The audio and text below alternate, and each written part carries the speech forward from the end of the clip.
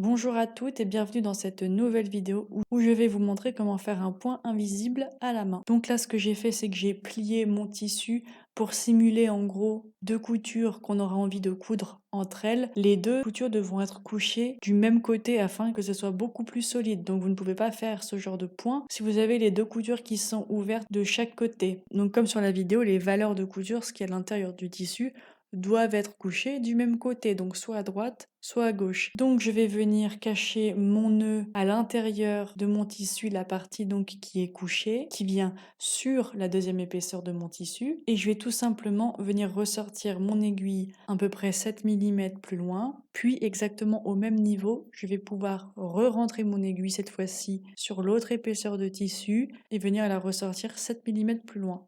Donc évidemment dans la vidéo je vous montre avec un fil rouge pour que vous voyez bien le point que je fais, mais je vous invite évidemment à prendre le fil de la couleur qui se rapproche le plus de votre tissu pour que ça soit le plus invisible possible. Et je continue comme ça, ainsi tous les 7 mm environ. Je sors mon aiguille, puis je la re-rentre dans le sillon du pli et je viens la ressortir 7 mm plus loin et au même niveau. Je viens re-rentrer, donc vraiment rien de compliqué à ce niveau-là. Finalement, pour que votre point soit joli, il y a deux choses à prendre en compte, c'est la régularité, donc vraiment essayer d'avoir un point régulier, de ressortir votre fil tous les 7 mm. Donc ça, c'est vraiment avec la pratique que vous prenez le coup de main et que vous y arrivez. Et de ne pas non plus trop tirer sur votre fil pour éviter que votre tissu gondole. Donc ça, c'est vraiment un point basique que vous pouvez utiliser par exemple si vous voulez refermer une doublure qui se serait ouverte.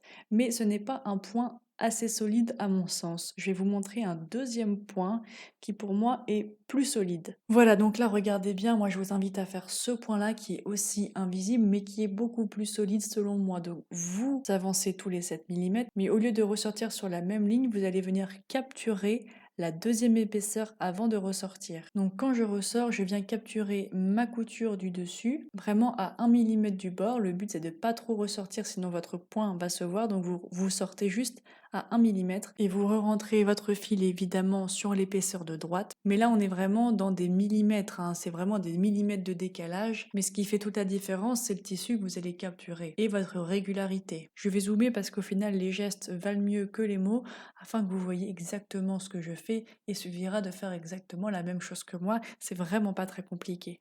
Voilà, donc là vous avez vraiment quelque chose de beaucoup plus solide parce qu'il y a moins de jours d'écart entre les points, parce que les points sont beaucoup plus serrés. Pareil, le but c'est de pas trop tirer sur votre fil pour que ça ne marque pas trop. Et enfin, si vous voulez vraiment quelque chose de plus solide, qui se voit moins, je vous invite à tout simplement bien, à rapprocher vos points. Là, je vous ai montré pour la démonstration un écart de 7 mm, mais si vous faites un écart de 3 ou 4 mm, c'est encore mieux parce que ça sera beaucoup plus solide. Après, tout dépend du besoin que vous avez de faire ce point de couture. Si c'est juste pour rabattre une doublure à l'intérieur, vous n'avez pas besoin de rapprocher les points de 3 mm, ça serait vraiment une perte de temps. En revanche, si c'est pour fermer un trou à l'extérieur, au niveau du coude, donc un endroit qui est souvent sollicité, au niveau des emmanchures, là, il va falloir non seulement que vous mettiez votre fil en double, mais que vous fassiez des points rapprochés pour vraiment avoir quelque chose de solide. Donc voilà, prenez toujours ça en compte quand vous faites vos coutures invisibles, pourquoi vous en avez besoin, dans quel contexte, et donc vous adapterez la solidité du fil et les écarts entre vos points. Donc voilà, vous pouvez voir la différence entre le premier point que je vous ai montré qui est parfait pour raccorder une doublure et le dernier point qui va être beaucoup plus adapté pour fermer un trou dans une couture. Maintenant, je vais vous montrer ce même point dans un vrai cas pratique. Donc admettons, j'ai envie de coudre une dentelle en bas d'un vêtement, en bas d'une robe que j'aurais préalablement surfilé pour voilà pour que le tissu ne s'effiloche plus et vous avez envie de piquer la dentelle à la main.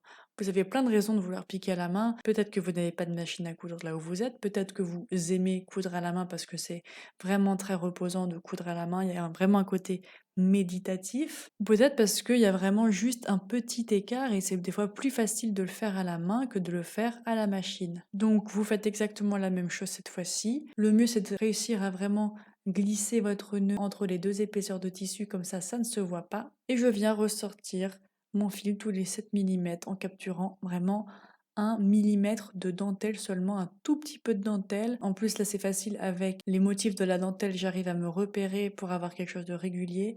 Donc vraiment c'est facile, je vous laisse regarder les gestes que je fais.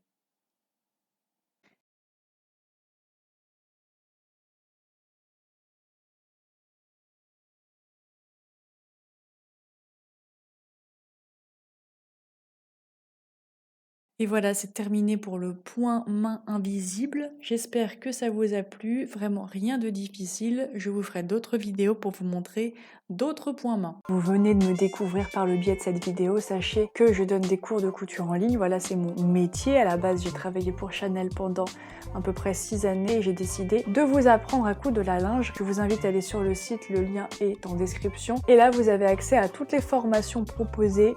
Vraiment facile pour les débutants. Je me suis vraiment mis à la place de quelqu'un qui débute en couture, lingerie, qui n'a jamais cousu de lingerie de sa vie. Donc vraiment c'est accessible et je n'ai que des bons retours de tous mes élèves. Donc si jamais vous avez envie de tester, d'essayer la lingerie, vraiment Boudoir Français c'est fait pour vous. Voilà, je vous fais des gros bisous.